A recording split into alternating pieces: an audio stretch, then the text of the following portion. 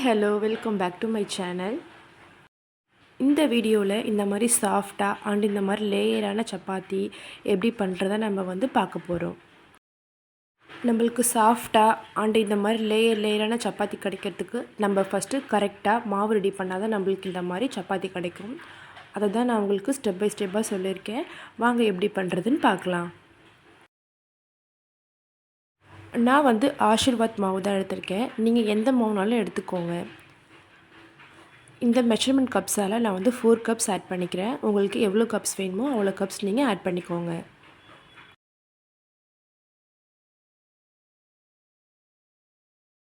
ஒரு பவுலில் இந்த மாதிரி ஆட் பண்ணிக்கோங்க. நான் 4 கப்ஸ் மாவு எடுத்திருக்கேன். அதுக்கு 1 டேபிள் ஸ்பூன் சால்ட் ஆட் பண்ணுறேன். நீங்கள் 5 கப்ஸ் எடுத்தால் 1.25 ஸ்பூன், 6 கப்ஸ் எடுத்தால் 1.5 ஸ்பூன் அந்த மாதிரி ஆட் பண்ணிக்கோங்க. இப்போ நல்லா ஒரு மிக்ஸ் கொடுத்துக்கலாம். அப்போ தான் சால்ட்டு எல்லா இடத்துலையும் ஸ்ப்ரெட் ஆகும். இப்போது ஆயில் ஆட் பண்ணிக்கலாம். நீங்கள் சாதா குக்கிங்க்கு யூஸ் பண்ணுற ஆயிலே ஓகே தான், அதுவே ஆட் பண்ணிக்கலாம். இந்த மாதிரி 4 டீஸ்பூன் நான் ஆட் பண்ணிக்கிறேன். அகைன் நல்லா ஒரு மிக்ஸ் பண்ணிக்கலாம். இந்த மாதிரி சின்ன சின்னதாக லம்ஸ்லாம் இருக்கும், அதெல்லாம் இல்லாமல் நல்லா மிக்ஸ் பண்ணிக்கோங்க.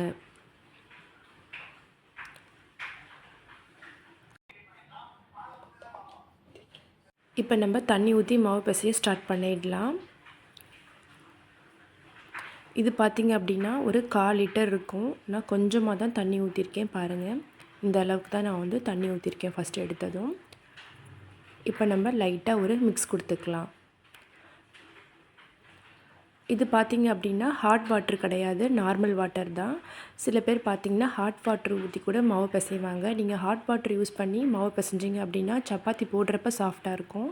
கொஞ்சம் நேரம் ஆக ஆக சப்பாத்தி ட்ரை ஆகிடும். இப்போ நீங்கள் ட்ராவல்லாம் எடுத்துகிட்டு போகிறீங்க அப்படின்னா சப்பாத்தி ட்ரை ஆகிடும், உங்களால் சாப்பிட முடியாது. நீங்கள் நார்மல் வாட்டர்லேயே ட்ரை பண்ணுங்கள், உங்களுக்கு சாஃப்டான சப்பாத்தி கிடைக்கும். இப்போ நம்ம கொஞ்சமாக ஆயில் ஆட் பண்ணிக்கலாம். நான் 2 டேபிள் ஸ்பூன் ஆயில் ஆட் பண்ணியிருக்கேன். இப்போ நம்ம ஒரு மிக்ஸ் கொடுத்துக்கலாம். சப்பாத்தி மாவு பொறுத்த வரைக்கும் நீங்கள் தண்ணி எடுத்ததுமே அதிகமாக ஊற்றிடக்கூடாது. இந்த மாதிரி தேவைப்படுறப்ப கொஞ்சம் கொஞ்சமாக ஊற்றி பிசைய ஆரம்பிச்சுக்கோங்க.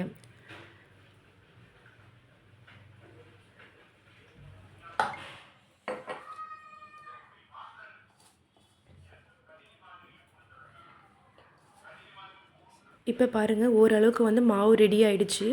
இப்போ நம்ம திரும்ப கொஞ்சம் கொஞ்சமாக தண்ணி ஊற்றி மாவு பிசைஞ்சிக்கலாம்.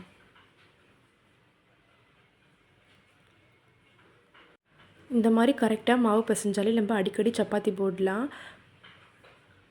இப்போ பாருங்கள், எனக்கு ஓரளவுக்கு செட் ஆகி வந்துருச்சு.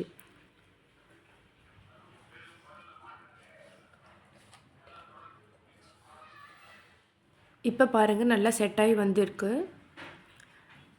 இந்த ஸ்டேஜில் நான் ஒரு 3 டேபிள் ஸ்பூன் ஆயில் மேலே ஸ்ப்ரெட் பண்ணிவிட்டு ஒரு 10 மினிட்ஸ் நம்ம ரெஸ்ட்டு கொடுத்துக்கலாம். அப்போ தான் நல்லா சப்பாத்தி சாஃப்டாக கிடைக்கும்.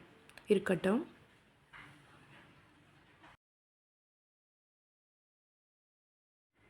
டென் மினிட்ஸ் ஆகிடுச்சு. இப்போ நம்ம சப்பாத்தி போட ஸ்டார்ட் பண்ணிடலாம். ஒரு 3 டேபிள் ஸ்பூன் சப்பாத்தி மாவு எடுத்துக்கோங்க, மேலே கோட்டிங் கொடுக்கறதுக்கு. இப்போ பாருங்கள், நம்ம மாவு நல்லா செட் ஆகிடுச்சு. இவ்வளோ சாஃப்டாக இருக்குது பாருங்கள். சப்பாத்தி போடுறதுக்கு முன்னாடி இந்த மாதிரி மாவை லைட்டாக பிசைஞ்சிக்கலாம். ரொம்ப ப்ரெஸ் பண்ணாமல் ஜென்டிலாக ஒரு ப்ரெஸ் கொடுத்துக்கோங்க.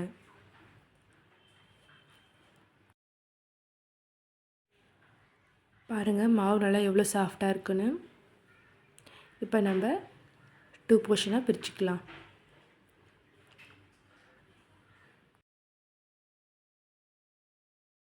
இந்த ஒரு பார்ட்டிஷனை மட்டும் நல்லா ஜென்டிலாக ரோல் பண்ணிக்கோங்க.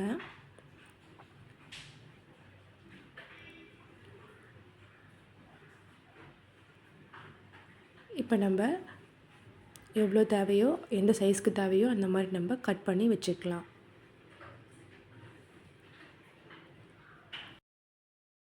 இப்போ ரொம்ப ப்ரெஸ் பண்ணாமல் ஒரு ஜென்டிலாக ஒரு ரோல் பண்ணிக்கோங்க கையிலையே. இந்த மாதிரி நான் எல்லாத்தையும் ரோல் பண்ணி எடுத்துக்கிறேன்.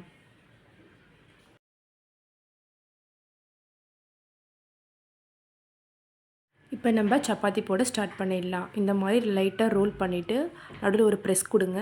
இப்போ பாருங்கள் நல்லா சர்க்கிள் ஷேப் கிடச்சிருச்சு பாருங்கள். இப்போ நல்லா மாவில் கோட் பண்ணிக்கலாம். இப்போ நம்ம யூஸ்வலாக சப்பாத்திக்கு ஸ்ப்ரெட் பண்ணுற மாதிரி நம்ம வந்து ஸ்ப்ரெட் பண்ணிக்கலாம். நல்லா ஜென்டிலாக ஒரு ப்ரெஸ் கொடுத்துக்கோங்க. இப்போ 1 டீஸ்பூன் நான் வந்து ஆயில் ஆட் பண்ணி நல்லா மாவில் நல்லா ஸ்ப்ரெட் பண்ணிக்கிறேன். இந்த ஸ்டேஜ் பார்த்திங்கன்னா நான் எதுக்கு பண்ணுறேன் அப்படின்னா, நம்மளுக்கு சாஃப்டாக அண்ட் லேயராக சப்பாத்தி கிடைக்கிறதுக்கு இந்த ஸ்டெப் தான் நம்மளுக்கு யூஸ் பண்ணணும்.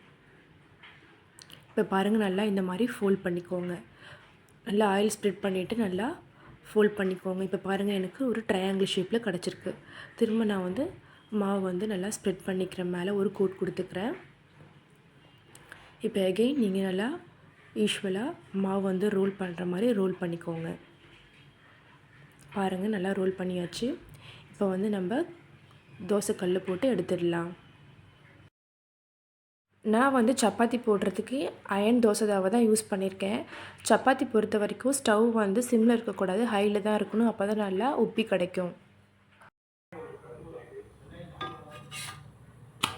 சப்பாத்தியை ஒன் சைடு திருப்பினதுக்கப்புறமா நம்ம ஆயில் ஊற்றிக்கலாம். ஒரு 1 டீஸ்பூன் ஆயில் போதும். அவ்வளோதான், நம்ம சப்பாத்தி ரெடி ஆகிடுச்சு.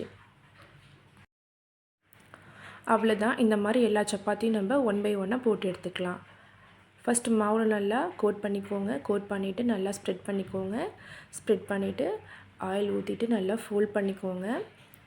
ஃபோல்ட் பண்ணிவிட்டு 1 பை 1 போட்டு எடுத்துக்கலாம். அவ்வளோதான், நம்ம எல்லா சப்பாத்தியும் ரெடி ஆகிடுச்சு. இது நீங்கள் கிட்ஸ்க்கும் லஞ்ச் பாக்ஸ் கொடுத்து விடலாம், ட்ரையே ஆகாது. நீங்கள் ட்ராவல் போனாலும் இதை கொண்டு போகலாம், உங்களுக்கு ட்ரையே ஆகாது. கண்டிப்பாக இந்த ரெசிபியை வீட்டில் ட்ரை பண்ணி பாருங்கள். அண்ட் இந்த வீடியோ உங்களுக்கு பிடிச்சிருந்துச்சின்னா லைக் பண்ணுங்கள், ஷேர் பண்ணுங்கள், கமெண்ட் பண்ணுங்கள். அண்ட் தேங்க்ஸ் ஃபார் வாட்சிங்.